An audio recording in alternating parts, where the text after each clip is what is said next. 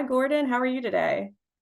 Hello. Good morning. Did we have an appointment? I'm still getting the store ready. I apologize. Yeah, we had one. It was a little bit last minute, but I do want to thank you for agreeing to meet with me just to discuss briefly the work that you've been doing with our students in the rehabilitation counseling program at West Virginia University.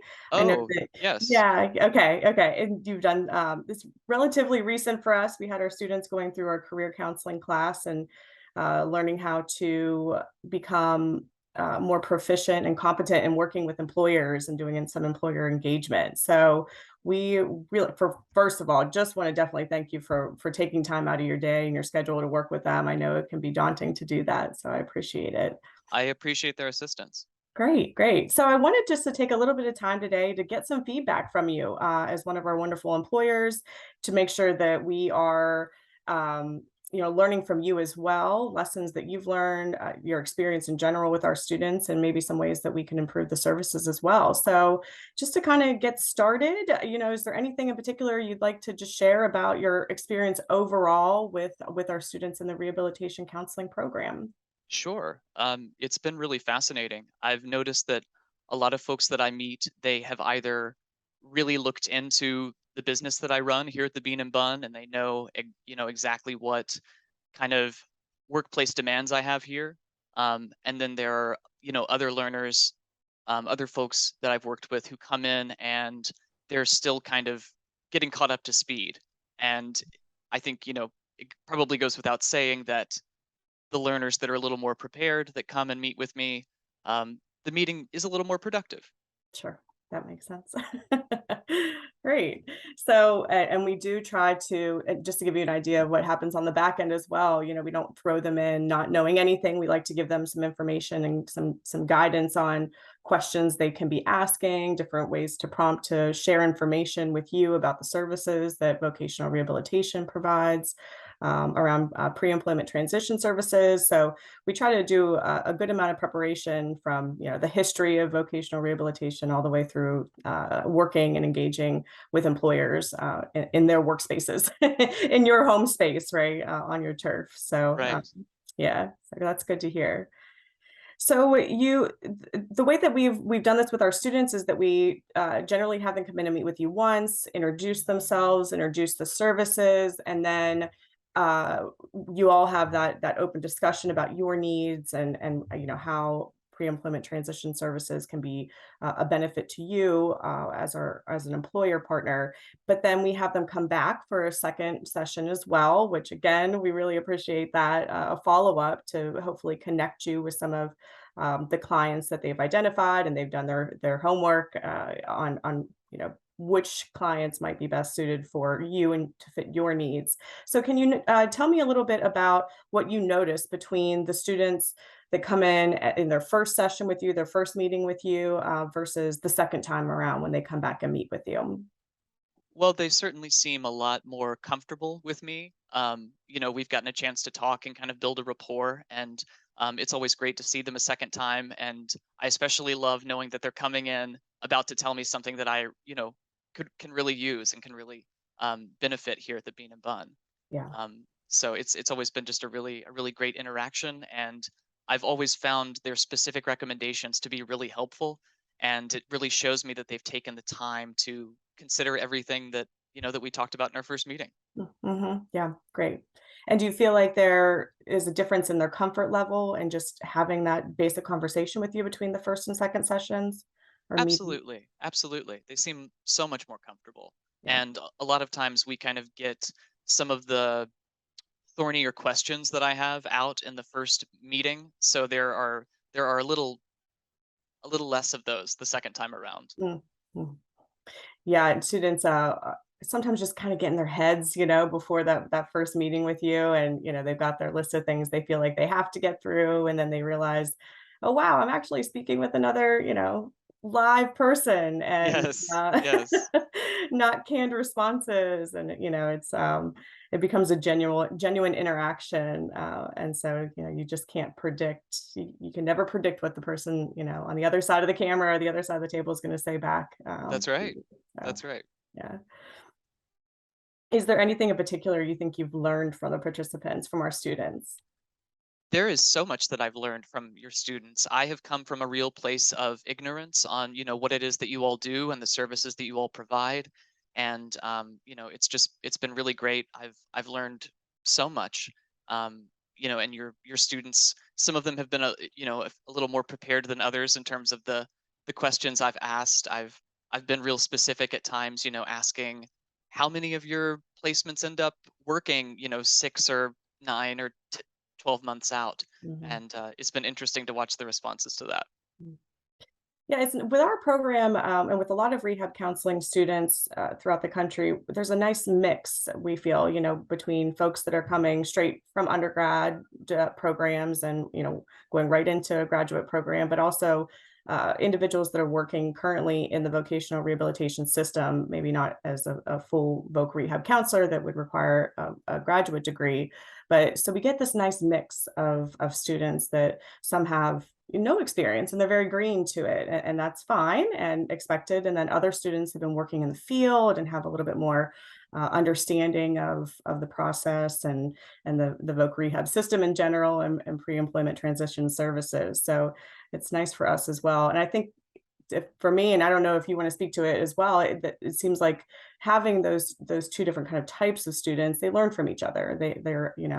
They're able to kind of get that vicarious learning through this experience, and be able to take that with them in their second meeting with you sometimes too. 100%. I've always find that the peer feedback is just as valuable as the instructor feedback. They are so observant watching each other in these simulations. They pick up on so much. And it's so fantastic to see the difference in learner confidence, even just after one session, to see the improved learner confidence at that second session, to see things that they've picked up from their peers and are already applying. It's really great to see. Mhm. One other thing that I'll say, I really do appreciate the lack of judgment that I've experienced from your learners when I've perhaps asked a question indelicately about the types of people that you all work with, and it's just been I've really appreciated that respect. Um, yeah, Fantastic. We try to uh, there's so much that we can teach and some things we just can't, those types of responses come innately to students. And there's often a lack of understanding of what the job of a vocational rehabilitation counselor is sometimes, and it's not uncommon for us to have to explain what our role is kind of from the ground up for folks, that even family members, significant others, people that maybe should know what our jobs are. So right. we can only teach so much on how to respond to those types of inquiries, but having that through this experience for our students is such a unique aspect of the simulations, that they're able to really be put on the spot and have to explain the job and the role and the work and the types of people that are served through just general language, like they would in the real world. I think there's no other way for me to really explain how that is. It just is so much like what we see out there in reality in the real world, that it's, yeah, it's useful for me to visualize that as well and see our students grow. Good, good. It's always so great to hear that it's authentic to the Yes. real world experience. Yes, for sure. So if you were able to tell, let's say, so our students, once they've completed a certain amount of coursework, they go into their practicum experience, their internship experience, their clinical learning experiences. So they're actually finally out there on site doing work with clients and employers. If there was one thing that you could speak to their supervisors on those sites about the importance of training and being prepared, what would it be in terms of getting the students up to standard and up to par before they go into those clinical experiences? Hmm. It's it's kind of a hard thing to I guess to practice. I would simply say I guess to expect the unexpected, and that you never an employer could ask you any number of things, and obviously you can't prepare for every question they'll ask. But I would just try to say, just to be flexible, especially in that first conversation, because it's going to dictate how everything after that proceeds and whether or not anything moves forward. um, so I would just say try to stay flexible and always be listening. Mm. those basic counseling skills we try to drive home and, and those Yes. core classes that we get, building rapport, being authentic as a counselor and showing respect for the person that you're working with are always such key aspects of being a counselor, no matter how many years of experience you might have. Absolutely. Yeah. And just also, I would say just have an awareness of knowing how stress-filled most workplaces are right now, and just understand what you may be walking into. And if you interact with an employer who maybe treats you with some bluntness, that try your best to not take it personally. Mm. Yeah, that is a really good piece of feedback is that, we're really at a unique space and time right now with employment situations in general throughout the country, and you just never know what you've walked into that morning. Maybe that 5 staff members have called off or, are not That's able to come right. into work, and all of a sudden, you as the employer have an appointment. Hmm. And probably are not thinking about that appointment, above the business aspect of your life. So that is very true. That's right. I haven't had 5 people leave on me yet, but I've gotten close to that. So, Thank goodness. uh Well, is there anything that you would want our future students to know before coming into a meeting with you? um, I would just say in the big picture kind of view of it all, just know that this is not designed to be a scary or intimidating experience, that this is supposed to be a learning environment. And while you may be pushed a little bit, it is in no way threatening and is entirely simply a safe learning tool, is what I would say. That's great. Yeah, yeah, that it's really important to emphasize that part of it. But it's a role play and it's for growth. It's so they can start to practice these skills and see how it works out for them and get some feedback at the end of the day. That's a great piece of advice for them. Is there anything else that you would want to share with an audience if they're maybe thinking about incorporating simulation experiences into their curriculum with graduate level students? Is there anything else you might want to share with folks that might be considering that? I would just really underline once again the value of the peer-to-peer feedback, which isn't necessarily something that you're seeing showcased in this conversation or video right now.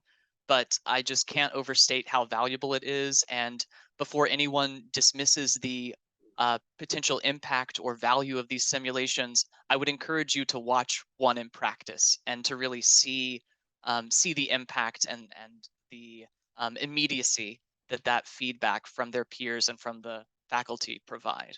Mhm. And that, another, I think, important point that goes along with that to make is that our students are not in a long meeting with you. It's a 10-minute meeting that That's goes right. very quickly, but yet they learn so much in such a short amount of time.